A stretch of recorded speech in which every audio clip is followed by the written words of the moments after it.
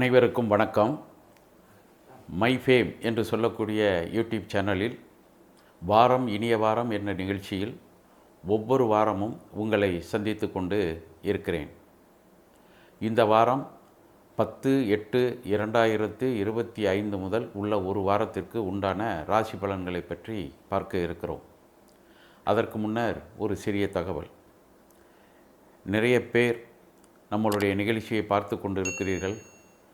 சொந்தமாக ஜாதகம் பார்ப்பதற்கும் சில கேள்விகள் கேட்டுக்கொண்டு எங்களுடைய தொலைபேசி எண்களை கேட்கிறீர்கள். நாங்களும் கொடுத்து கொண்டு தான் இருக்கிறோம்.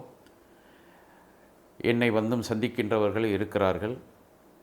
அதுபோல் உங்களுக்கு ஏதாவது குறைகள் இருந்தாலும் நீங்கள் என்னை வந்து சந்திக்கலாம். ஆனால் கேட்டுவிட்டு வர வேண்டும் என்பதையும் தெரிந்து கொள்ளுங்கள், மன்னித்து கொள்ளுங்கள்.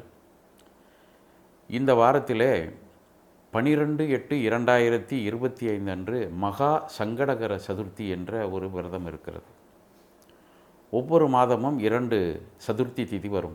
ஒன்று தேய்பிறை சதுர்த்தி, ஒன்று வளர்பிறை சதுர்த்தி. இந்த தேய்பிறையில் வரக்கூடிய சதுர்த்திக்கு சங்கடகர சதுர்த்தி என்றும், நார்மலாக வரக்கூடிய சதுர்த்திக்கு மாத சதுர்த்தி விரதம் என்றும் சொல்வோம். அந்த வகையிலே 12ஆம் தேதி தேய்பிறை சதுர்த்தி இருக்கிறது. இதை மகா சங்கடகர சதுர்த்தி என்று சொல்லக்கூடிய ஒரு விரதமாகும். இதற்கு பஞ்சாங்க சட்டங்கள் நிறைய இருக்கிறது. ஆவணி மாதத்திலும் வரலாம், ஆடி மாதத்திலும் இது வரலாம். ஆனால் நாம் சில நேரங்களில் பஞ்சாங்கங்களில், ஜாதகங்களில் அல்லது பஞ்சாங்கங்களில், காலண்டர்களில் என்ன சொல்லி இருக்கிறோமோ அதன்படி உங்களுடைய வழிபாடுகளை செய்து கொள்ள வேண்டும் என்று கேட்டுக்கொள்கிறேன்.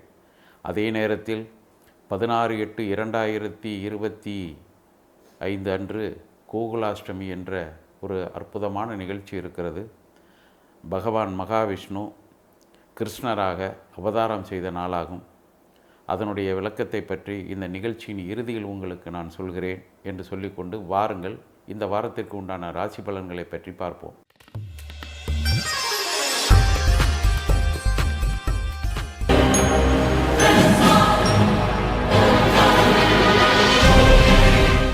மேஷராசி நேயர்களே, ராசிக்கு அதிபதி 6ஆம் இடத்தில் நோயை கொடுக்கக்கூடிய இடத்தில் மறைந்து இருக்கிறார். உஷ்ண சம்பந்தமான நோய்கள் வரக்கூடிய வாய்ப்புகள் இருந்தாலும் 4ஆம் இடத்திலே இருக்கக்கூடிய 5ஆம் இடத்து அதிபதி சூரியன் மிகவும் அற்புதமாக உங்களுக்கு அமைந்து 10ஆம் இடத்தை பார்த்திருக்கிறார். தொழில் செய்யக்கூடியவர்களுக்கு எதிர்காலம் நன்றாக இருக்கிறது.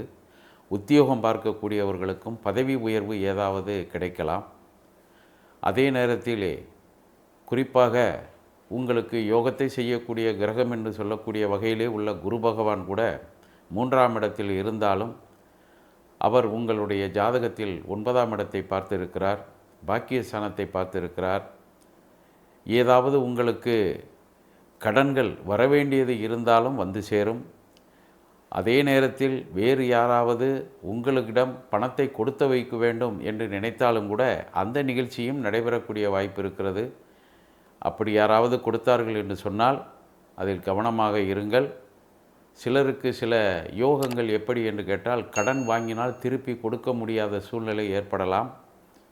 அதையும் பார்த்துத்தான் செய்ய வேண்டும் என்பதை தெரிந்து கொள்ளுங்கள்.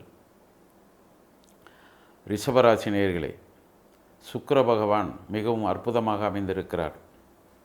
உங்களுக்கு யோகத்தை செய்யக்கூடிய சனி பகவான் 10ஆம் இடத்திலே வக்ரமாகி ராகு பகவானுடன் இணைந்திருக்கிறார். தொழில் ரீதியாக வேற்று இனத்தவருடன் சேர்ந்து தொழில் செய்கின்ற போது அவர்களுக்கு புதிய புதிய அனுபவங்கள் எல்லாம் கிடைக்கும். அதே நேரம் நீங்களே சொந்தமாக ஏதாவது தொழில் செய்யக்கூடிய வாய்ப்புகளும் உருவாகும். குடும்பத்திலே சற்று அமைதிகள் நிலவி வந்தாலும் கூட ஒரு சில வீடுகளில் திருமணம் ஆகக்கூடிய வயதில் இருக்கக்கூடியவர்களுக்கு சரியான வரன்கள் கிடைக்கவில்லையே என்ற வருத்தங்கள் இருக்கலாம். அந்த வருத்தங்கள் எல்லாம் ஏதோ சிறிது காலம் இருக்கக்கூடிய வாய்ப்புகள் இருக்கிறது என்பதை தெரிந்து கொள்ளுங்கள். ஆனால் நீண்ட நாட்களாக திருமணம் நடைபெறாமல் இருந்தால் ஜாதகங்களில் என்ன குறைகள் இருக்கிறது என்பதையும் நீங்கள் இந்த வாரத்திலே பார்த்து தெரிந்து கொண்டால் மிகவும் அற்புதமாக இருக்கும். மிதுன ராசி நேயர்களே, ராசியிலே குரு பகவான். பொதுவாக குரு பகவான் 7ஆம் இடத்து அதிபதி, 10ஆம் இடத்து அதிபதி என்று சொல்லக்கூடிய 2 அமைப்புகளை பெற்றவர். கணவர் பெயரில் மனைவி தொழில் வைத்திருந்தாலும், மனைவி பெயரில் கணவர் தொழில் வைத்திருந்தாலும், அல்லது இருவருமே கூட்டாக இணைந்து தொழில் செய்தாலும் அந்த தொழிலில் நல்ல லாபங்கள் வரக்கூடிய வாய்ப்புகள் உண்டு. ஆனால் ராசிக்கு அதிபதியாக இருக்கக்கூடிய புத பகவான் உங்கள் ராசியிலிருந்து 4ஆம் இடத்திலே அமைந்திருக்கிறார். அதுவும் ஆட்சி, உச்சம், மூல திரிகோணம் போன்ற அமைப்புகளை எல்லாமே பெற்று காணப்படுகிறது. எனவே புதன் அருமையான இடத்தில் இருக்கின்ற காரணத்தால் சில நேரங்களில் வருவது கூட திடீரென ஏதாவது வராமல் போய்விடக்கூடிய வாய்ப்புகள், பொதுவாக உத்தியோக உயர்வுகள் அல்லது புதிய தொழில் வாய்ப்புகள், இவைகளிலெல்லாம் சற்று கவனமாக இருந்தால் சிறப்பாக இருக்கும். குடும்பத்திலே அமைதி இருக்கிறது, பயன்படுத்தி கொள்ளுங்கள். கடகராசி நேயர்களே, ராசிக்கு அதிபதி என்று சொல்லக்கூடிய சந்திர பகவான் ராசியிலிருந்து 8ஆம் இடத்திலே கேது, சனி இவர்களுடன் இணைந்திருக்கிறார். இது வாரத்தில் ஆரம்பத்தில் 2 நாட்கள் 3 நாட்கள் நீடிக்கக்கூடிய வாய்ப்புகள் உண்டு. காரணம், சந்திரன் ஒரு ராசியில் 2 நாட்கள் இருக்கக்கூடிய வாய்ப்பும், அதுபோல் ஒரு வாரத்திலே 3 ராசிகளை கடந்து விடக்கூடிய வாய்ப்புகளும் உண்டு. ஆனால் முதலிலே வரக்கூடிய 2 நாட்கள், அடுத்து வரக்கூடிய 2 நாட்கள் இவைகளெல்லாம் மனக்குழப்பங்கள் அதிகமாக இருக்கலாம். இதற்கு காரணம் சரியான ஓய்வு கிடையாது. அடுத்தது நேரத்திற்கு தகுந்த உணவு கிடையாது. 3ஆவதாக சரியான நேரத்தில் உறங்குவது கிடையாது. வெளியிலே இருக்கக்கூடிய பிரச்சனைகளை எல்லாம் உங்கள் மனதிற்குள் அள்ளி போட்டுக்கொண்டு அவர்களுக்கு நல்லது செய்கிறேன் என்று நினைத்து கொண்டு இந்த வாரம் முழுவதும் சில குழப்பங்களை சந்திக்க இருக்கிறீர்கள். கவனமாக இருந்தீர்கள் என்று சொன்னால் இதிலிருந்து விடுபடக்கூடிய வாய்ப்பு காணப்படுகிறது என்பதை தெரிந்து கொள்ளுங்கள்.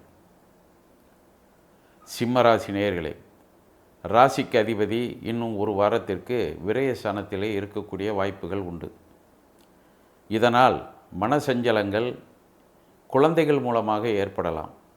தொழில் மூலமாக, அதுவும் அரசாங்கத்தில் ஏதாவது தொழில் செய்பவர்களாக இருந்தால் அதன் மூலமாக சில பிரச்சனைகள் வரலாம். எல்லாவற்றையும் அருமையாக சமாளிக்கக்கூடிய வாய்ப்புகள் உங்களுக்கு இருக்கிறது, பயன்படுத்தி கொள்ள வேண்டும்.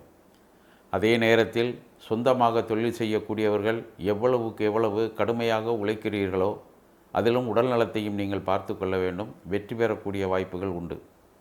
குழந்தைகள் மூலமாக நல்ல பெயர் எடுக்கக்கூடிய பெற்றோர்கள் இந்த ராசியிலே இருந்தால் அவர்களுக்கும் யோகமான காலம் காத்திருக்கிறது.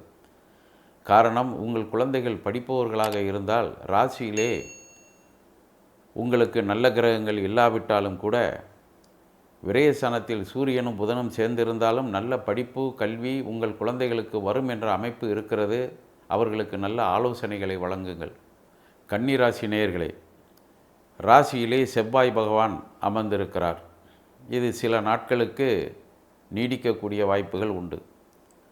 செவ்வாய் பகவானுக்கு என்ன ஆதிபத்தியம், ஆங்கிலத்திலே லார்ட்ஷிப் என்று சொல்வார்கள், அது இருக்கிறது என்று கேட்டால் தைரிய ஸ்தானத்திற்கும் ஆயுள் ஸ்தானத்திற்கும் உள்ள அதிபதியாவார்.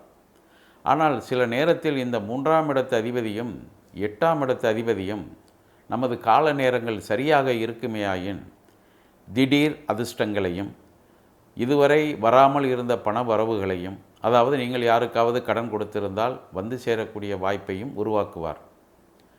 அதே நேரத்தில் ஆயுதங்களால் ஏதாவது பிரச்சனைகள் ஏற்படக்கூடிய வாய்ப்புகள் இருந்தாலும், எந்த ஒரு விஷயமாக இருந்தாலும் பேசி தீர்த்து கொள்ள வேண்டும் என்ற ஒரு நிலையையும் நீங்கள் இந்த வாரம் முழுவதும் கடைப்பிடிக்க வேண்டும் என்பது மிகவும் முக்கியமான ஒரு ஒன்றாக இருக்கிறது. கவனமாக இருந்து செயல்படுங்கள்.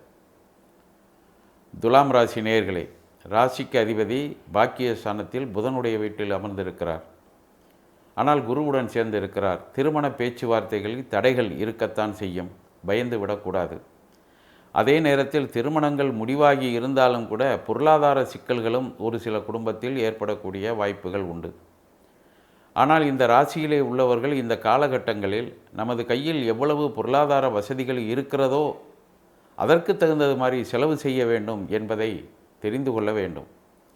மற்றவர்கள் செய்கிறார்கள் என்பதற்காக ஆடம்பர செலவுகளை நீங்களும் செய்துவிடக்கூடாது என்பதை மனதில் பதிய வைத்து கொண்டு செயல்பட்டீர்கள் என்று சொன்னால் எல்லா காரியங்களும் தங்கு தடையின்றி மிகவும் சிறப்பாக நடைபெறும். அதே நேரம் உறவினர்களின் மன வருத்தங்களும் இந்த நேரங்களில் யாருக்காவது வரக்கூடிய வாய்ப்புகள் இருக்கிறது. பொதுவாகவே உறவினர்களிடம் நீங்கள் கவனமாக இருந்தீர்கள் என்று சொன்னால் இந்த வாரம் உங்களுக்கு ஒரு சாதாரண வாரமாக சென்றுவிடும் என்பதையும் தெரிந்து கொள்ளுங்கள். ராசிக்கு அதிபதி லாபஸ்தானத்தில் இருக்கிறார். இருந்தாலும் புதனுடைய வீட்டில் இருக்கிறார். அவ்வளவு விசேஷம் இல்லை என்று சொன்னாலும் ரியல் எஸ்டேட் போன்ற துறைகளில் தொழில் செய்யக்கூடியவர்களாக இருந்தால் புதிய வாய்ப்புகளை கொடுக்கலாம். உடன் பிறந்தவர்களுக்கிடையே ஏதாவது மன வருத்தங்கள் இருந்தால் அந்த மன வருத்தங்கள் பூர்வீக சொத்துக்கள் மூலமாக ஏற்பட்டு இருந்தால் இன்னும் சற்று அதிகமாக வரக்கூடிய வாய்ப்புகள் இருக்கிறது. நிறைய நேரங்களில் நீங்கள் விட்டு கொடுத்து போக வேண்டும் என்ற உண்மையை தெரிந்து கொள்ள வேண்டும். அதே நேரத்தில் உடன் பிறந்தவர்களுக்கிடையே பெரிய பிரச்சனைகளையும் உருவாக்கி கொள்ளக்கூடாது என்பதும் மிகவும் முக்கியமான ஒன்று உங்களுக்கு இந்த நேரத்தில் சொல்ல வேண்டி இருக்கிறது. எப்பொழுதுமே உடன் பிறந்தவர்கள் தானாடாவிட்டாலும் தன்னுடைய சதையாடும் என்று சொல்லக்கூடிய பழமொழிக்கேற்ப அவர்கள் எப்படி விலகி இருந்தாலும் நமக்கு பிரச்சனைகள் வருகின்ற பொழுது நிச்சயமாக உதவி செய்ய தேடி வருவார்கள். இப்படித்தான் நாம் நிறைய பேரை பார்த்து இருக்கிறோம் என்பதை மனதில் தெரிந்து கொண்டு நீங்கள் அதற்கு தகுந்தது போல் உங்களது உடன் பிறந்தவர்களையும் நன்றாக கவனித்து கொள்ளுங்கள். தனுசு ராசி நேயர்களே, ராசிக்கு அதிபதி 7ஆம் இடத்தில் இருக்கிறார். ஆனால் 6ஆம் இடத்து அதிபதி சுக்கிரனுடன் இணைந்திருக்கிறார். கடந்த காலத்தில் தொழிலில் மந்த நிலை காணப்படும். பொருளாதார சிக்கல்கள் எல்லாம் வந்திருக்கலாம். இந்த சிக்கல்கள் எல்லாம் இந்த சுக்கிர பகவானும் குரு பகவானும் ஒரு இடத்தில் இணைந்திருந்தால் அந்த இடத்தின் முக்கியமான ஒரு பலனையே கெடுத்து விடுவார்கள், இருவரும் போட்டி போட்டுக்கொண்டு. அதுபோல்தான் உங்களுக்கு அமைந்திருக்கிறது. ஆனால் புதன் என்று சொல்லக்கூடிய கிரகம் பலமாக இருக்கிறார். அவர்தான் தொழில் சாணாதிபதி. இருந்தாலும் உங்களுக்கு அவர் நல்லவர் இல்லை. 8ஆம் இடத்து அதிபதி 3ஆம் இடத்தில் இருக்கிறார். திடீரென ஏதாவது தொழில் வாய்ப்புகள் உங்களை தேடி வரக்கூடிய வாய்ப்புகள் இருக்கிறது. அதற்கு தகுந்தது போல் நீங்களும் அந்த வாய்ப்புகளை உருவாக்கி கொள்வதற்கு முயற்சிகளை செய்ய வேண்டும் என்பது இந்த நேரத்தில் நினைவுபடுத்திக் கொள்ள வேண்டும். மகர ராசி நேயர்களே, சனி பகவான் 2ஆம் இடத்திலே இருக்கிறார். கூடவே ராகு பகவானும் இணைந்திருக்கிறார். இந்த அமைப்பை கேது பகவான் பார்த்து இருக்கிறார். அதே நேரத்தில் குரு பகவானும் தனது 9வது பார்வையாக தனஸ்தானத்தை பார்க்கிறார். எனவே எவ்வித குறைபாடுகளும் கிடையாது.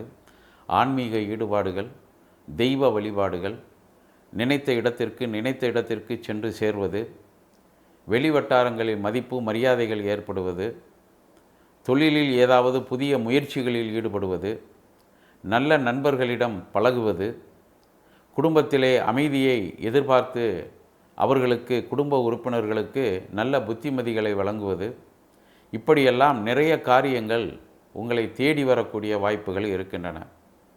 இதிலெல்லாம் நீங்கள் நல்ல பெயர் எடுக்க வேண்டும் என்று நினைத்தால் மிகவும் பொறுமையாக இந்த வாரம் முழுவதும் சில விஷயங்களை கையாண்டீர்கள் என்று சொன்னால் உங்களுக்கு சமுதாயத்தில் மதிப்பும் மரியாதையும் உயரக்கூடிய நேரம் வரும் என்பதை தெரிந்து கொள்ளுங்கள். கும்பராசி நேயர்களே, நீண்ட நாட்களாக சனி பகவானும் ராகு பகவானும் ராசியிலே இருக்கிறார்கள். சனி பகவானும் சரி, ராகு பகவானும் சரி, உங்களுக்கு எவ்விதமான கெடுதல்களையும் செய்ய மாட்டார்கள். காரணம், சனி பகவானே உங்களது ராசிக்கு அதிபதி. ராகு பகவானும் சனி பகவானும் பெரிய தொல்லைகள் எதையும் கொடுக்கக்கூடிய வாய்ப்புகள் கிடையாது. இருந்தாலும் இந்த காலகட்டங்களில் சனீஸ்வரனுக்கு உண்டான ஆலயங்கள் அல்லது நவக்கிரகங்களில் சனீஸ்வரனுக்கு சென்று வழிபாடுகள் செய்வது, இப்படி போன்ற காரியங்களில் நீங்கள் ஈடுபடலாம். இது போன்ற காரியங்களில் ஈடுபடுகின்ற பொழுது மதிப்பும் மரியாதையும் உயரும். அதே நேரத்தில் ஏழைகளாக இருக்கக்கூடியவர்கள், குறிப்பாக இரவு நேரங்களில் உறங்குவதற்கு கூட இடமில்லாமலும் அல்லது உறங்குகின்ற இடத்தில் சரியான பாதுகாப்பு இல்லாமலும் அல்லது கிழிந்த துணிமணிகளை அணிந்து கொள்ளக்கூடியவர்களுமாக இருப்பார்கள். அவர்களை தேடி சென்று அவர்களுக்கு உடைகள் வாங்கி கொடுப்பதற்கு இந்த வாரத்திலே நீங்கள் முயற்சிகள் செய்தீர்கள் என்று சொன்னால் நல்ல பலன்களை நிச்சயமாக சனி பகவான் வாரி வழங்குவார். மீனராசி நேயர்களே, ராசிக்கு அதிபதி 4ஆம் இடத்திலே குறிப்பாக சுக்கிர பகவானுடன் இணைந்திருக்கிறார். 4ஆம் இடம் அவ்வளவு பலமாக இல்லை, அதாவது சுகஸ்தானம். உறவினர்களிடம் கலந்துரையாடல் செய்கின்ற பொழுது மிகவும் நிதானமாக வார்த்தைகளை விட வேண்டும். உங்களுக்கு நிச்சயமாக எல்லாமே தெரியும். இருந்தாலும் எந்த நேரத்தில் எப்படி நாம் பேச வேண்டும் என்ற உண்மையை இந்த வாரம் நீங்கள் கற்றுக்கொள்ள வேண்டும். யாராக இருந்தாலும் புன்முறுவலுடன் எந்த பிரச்சனைகளையும் நீங்கள் பேச வேண்டும். உங்களுக்கென்று தனியாக ஒரு அமைப்பு இருக்கிறது. அந்த அமைப்பை நீங்கள் நிலைநாட்ட வேண்டும். இந்த வாரம் முழுவதும் இந்த காரியங்களில் நீங்கள் ஈடுபட வேண்டும். அதே நேரம் ஆன்மீக வழிபாடுகள், குழந்தைகளுடன் சந்தோஷமாக இருப்பது, குழந்தைகளை தேடி செல்வது, குடும்பத்திலே நல்ல நிலைமை காணப்படுவது, இது போன்ற நிகழ்வுகள் எல்லாம் தொடர்ச்சியாக வரக்கூடிய வாய்ப்புகள் உண்டு. பயன்படுத்தி கொள்ளுங்கள் என்று கேட்டுக்கொண்டு அடுத்த வாரம் உங்களை மீண்டும் சந்திக்கின்றேன். நன்றி, வணக்கம்.